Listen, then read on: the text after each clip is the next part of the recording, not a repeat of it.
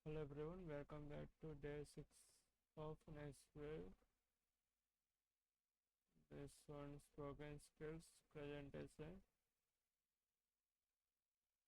Today I have learned about ER diagrams, modeling, entities, entity relationship, joints in DBMS, and English one consists of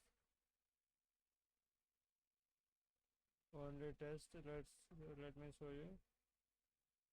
And milestone one assignments.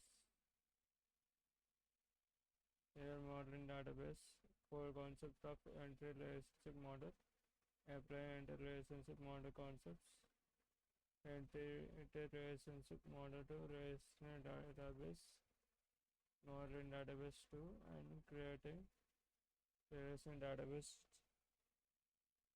and type problems on trends, study material and theory, and do problems.